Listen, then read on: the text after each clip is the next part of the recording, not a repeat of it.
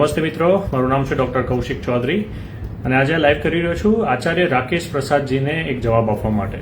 હમણાં ન્યૂઝમાં આવે છે કે આચાર્ય રાકેશ પ્રસાદજીએ સ્ટેટમેન્ટ આપ્યું છે કે સ્વામિનારાયણ સંપ્રદાયના સાધુઓ, એમના માટે સાધુઓ એ આવા કોઈ આડા સ્ટેટમેન્ટો આપે નહીં અને થોડા ચૂપ રહે.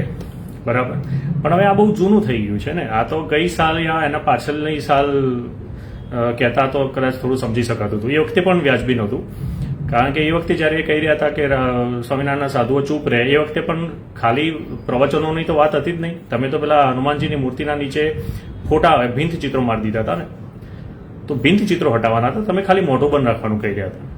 આ વખતે પણ એવું છે. આ વખતે ખાલી પ્રવચનોની તો વાત જ નથી. પ્રવચન તો સેકન્ડરી છે. પહેલી વાત, પ્રાથમિક તો તમારા ચોપડાઓમાં લખાયેલું છે. અને ચોપડાઓમાં કોના લખાયેલું છે? ચોપડાઓમાં વડતાલ ગાદી સાથે જોડાયેલું જે કુંડળધામ અને બરોડાનું છે મંદિર, શું નામ છે હું જોઈ લઉં તમને, શ્રી સ્વામિનારાયણ મંદિર કારેલી બાગ વડોદરા, એ બંનેનું જે પુસ્તક છે અક્ષરાનંદ સ્વામીની વાતો, અને કુંડળધામનું બીજું પણ એક પુસ્તક છે. એ પુસ્તકમાં લખેલું છે કે સહજાનંદ સ્વામી અને ગોપાળાનંદ સ્વામી ઉપર અક્ષરધામમાં બેઠા હતા અને એમને પહેલા રામને મોકલ્યા, કૃષ્ણને મોકલ્યા, એકાંતિક ધમ સ્થાપવામાં નિષ્ફળ ગયા અને નીચે વૈકુંઠમાં અને ગોલોકમાં ફસાઈ ગયા અને એમના જે માયાના કેદમાં છે એ બધા ધામ, સનાતન ધર્મના જે સર્વોચ્ચ ધામ છે એ બધા, અને એટલે રામ ને કૃષ્ણને માનવાવાળા પણ સીધા ગોલોકમાં અને વૈકુંઠમાં ફસાઈ ગયા.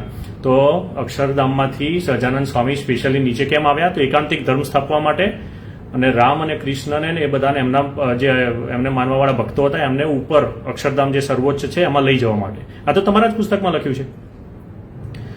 બરાબર, તો તમે તો બેજ સ્થાપેલો જ છે ત્યાં.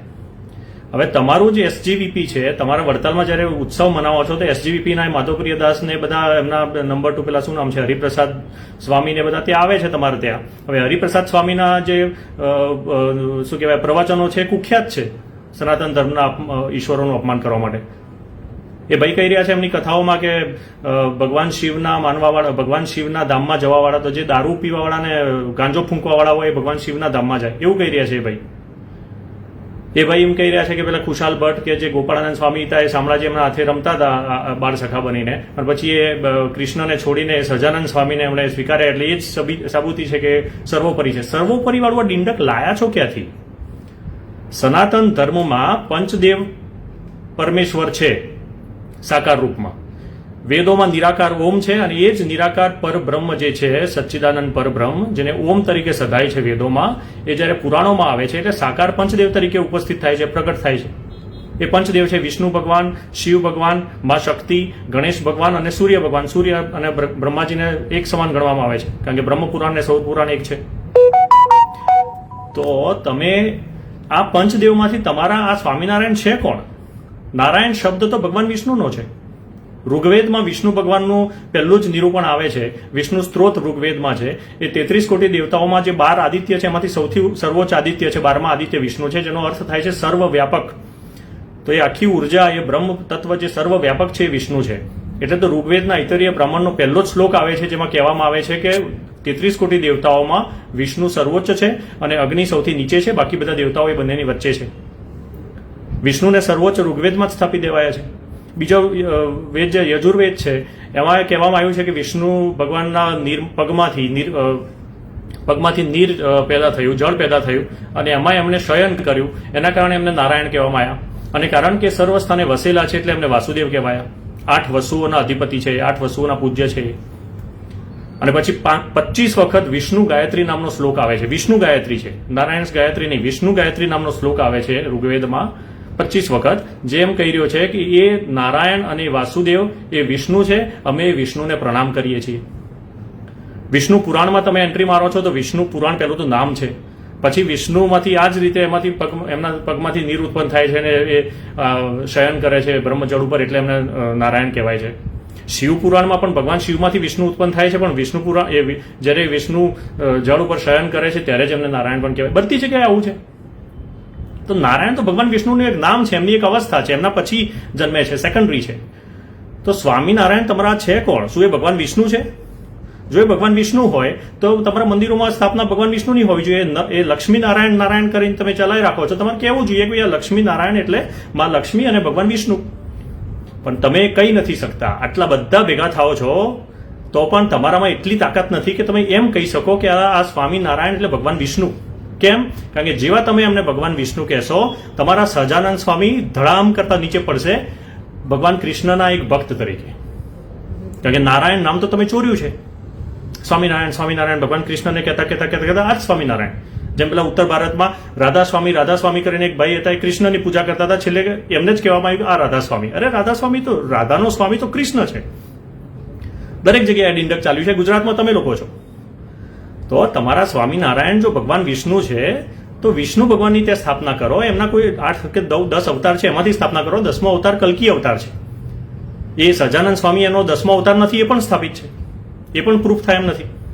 કારણ કે અવતાર થવા માટે તો આ ભારત ભૂમિને હિન્દુ ધર્મની, હિન્દુ સભ્યતાને, સનાતન ધર્મના અનુયાયીઓને બાહ્ય રાક્ષસોથી મુક્ત કરાવવા પડે, બાહ્ય આક્રમણોથી મુક્ત કરાવવા પડે. તમારા જે સહજાનંદ સ્વામી છે એ તો જે અંગ્રેજોને જે લોકો ફાઇટ આપી રહ્યા હતા, પેશવાઓ, એમના હાર્યા પછી અંગ્રેજોએ સહજાનંદ સ્વામીને સ્થાપ્યા જ છે અમદાવાદમાં સામેથી બોલાવીને.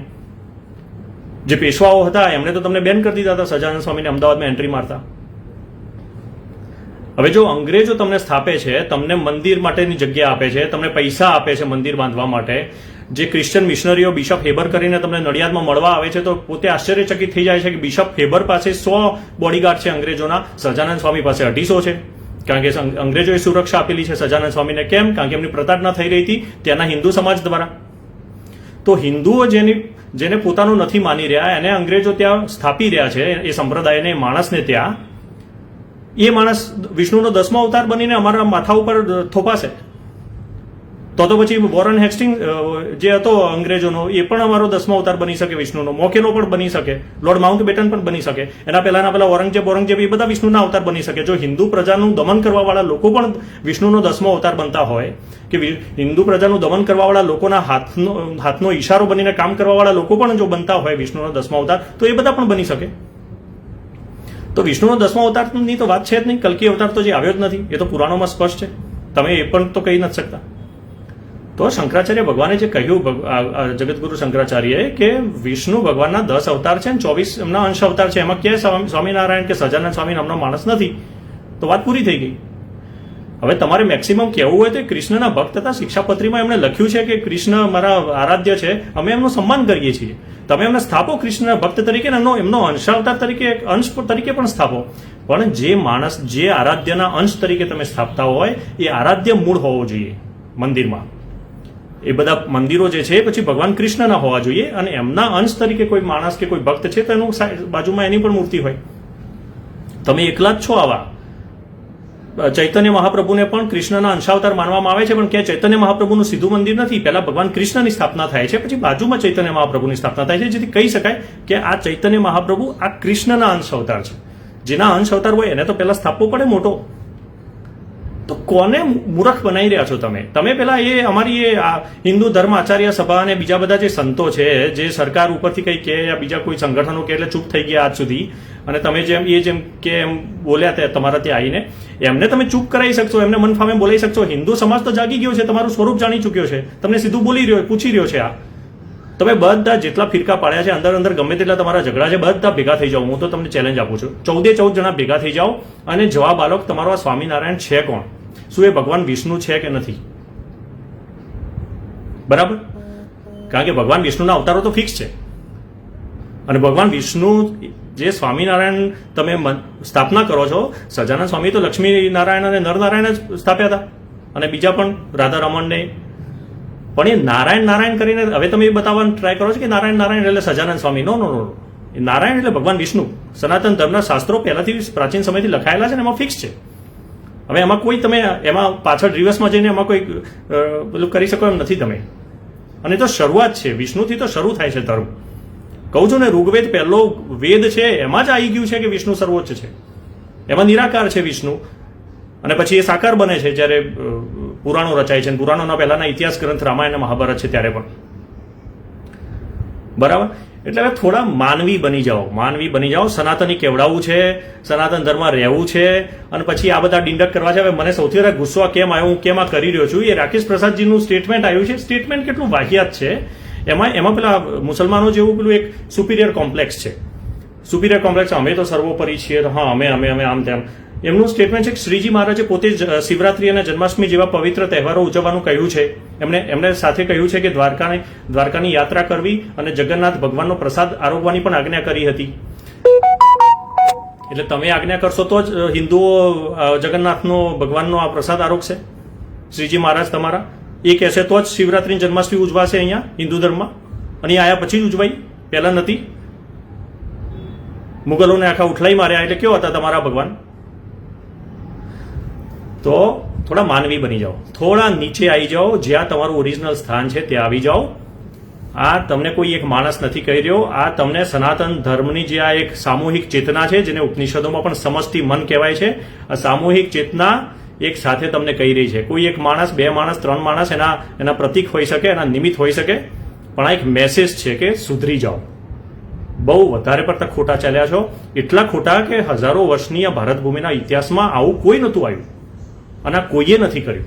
તમે એટલા માટે કર્યું છે કારણ કે તમારા અંદર એ ક્યાંક ના ક્યાંક એ અંગ્રેજો અને પાદરીઓના જે એ 12 વર્ષનો સંસર્ગ રહ્યો, એમણે કંઈક નાખી દીધું છે તમારા અંદર. અમે નથી જાણતા શું નાખ્યું, પણ તમે જે બોલી રહ્યા છો, જે કરી રહ્યા છો, એ જ છે કે એ મિશન લઈને એ લોકો આવ્યા હતા અહીંયા અને ફેલ ગઈને પાછા ગયા.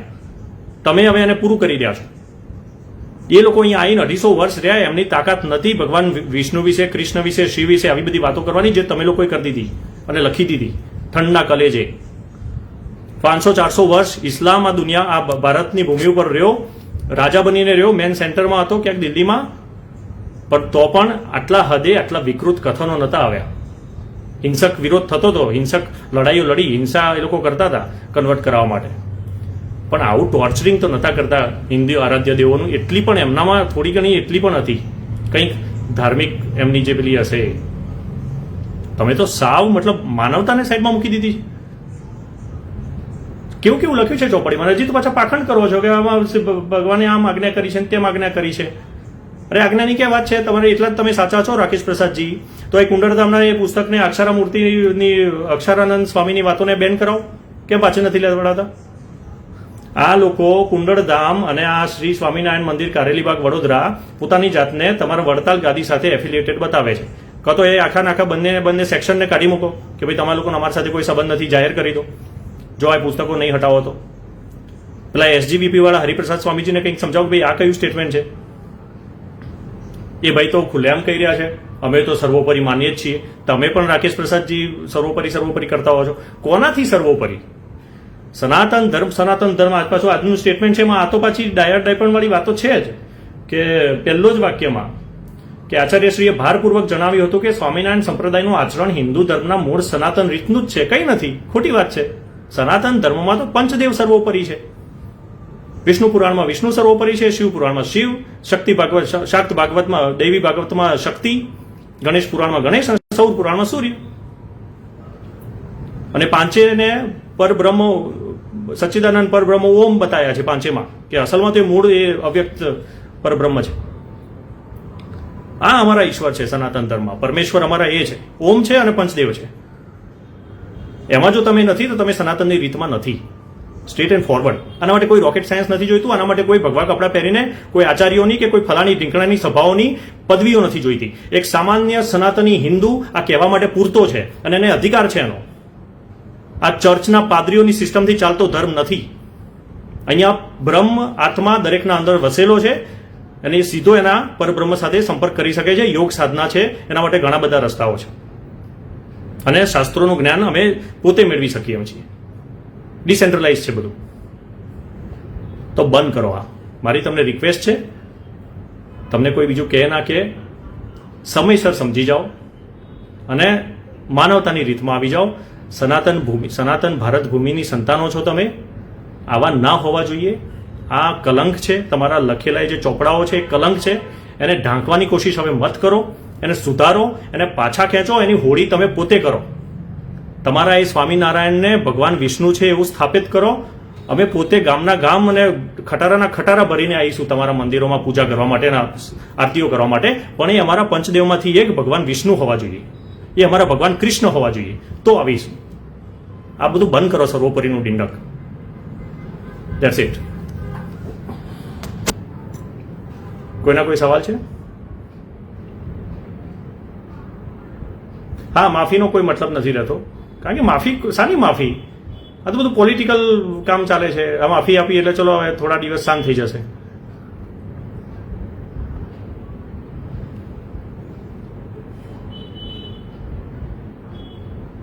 દેખો, આને પેલા તમારા બધા જે તમારી બધી પેલી નીચેની પબ્લિક જમાત તમે જે એને પકડાઈ દીધું છે બ્રેન વોશ ઘેટાઓ છે કે જાઓ જાઓ આમના એકની એક વાત. 2.5 વર્ષથી હું જે એ લોકોને જે જવાબ આપ્યા ને મેં ચોપડીમાં લખી દીધા ને ચોપડી આખી દુનિયા વાંચે છે. એ જ વાત એ લોકો હજી લઈને આવે છે. ખાલી વિડીયો બનાવે છે, પાછળ બેકગ્રાઉન્ડ બદલે છે, માણસ બદલાય છે, વાતો એની એ જ છે. એ જ વાતો જેનો જવાબ મેં હાલ પણ તમને આપ્યો. સનાતન ધર્મ આ છે. તો એ બધાને લોકોને થોડા શાંત કરો. સુકા આટલા મોટા સમુદાયને આ રીતે તમે ભ્રમિત કરી રહ્યા છો, ખોટા રસ્તે ધકેલી રહ્યા છો. શું કામ અને શું મળશે તમને? અને તમારે વંશ પરંપરાગત ગાદી કોઈ સત્તા જોઈએ છે એમના ઉપર, તો તમે જે ગુરુ ગાદી છે તમારી સહજાનંદ સ્વામીની, એના પ્રતિનિધિ તરીકે ગાદી ભોગવો. સર્વોપરી અમારા ગુરુ હતા એ આખા બધા ભગવાનોના ભગવાન થઈ જાય ને એમના નીચે કોઈ છે જ નહીં, એમના નીચે બધા સેવક છે. આ કઈ વિકૃતિ ચાલી છે મગજમાં? ક્યાંય કોઈ સમર્થન નથી આને. ના કોઈ શાસ્ત્રમાં આનું સમર્થન મળી શકે છે, ના માનવતાની કોઈ નાની વ્યાખ્યામાં એનું સમર્થન મળી શકે છે, ના કોઈ અધ્યાત્મની પરિભાષામાં આનું સમર્થન હોઈ શકે છે. સનાતન ધર્મની જય હો. અને મારી રિક્વેસ્ટ છે ફરીથી સુધરી જાઓ પ્લીઝ.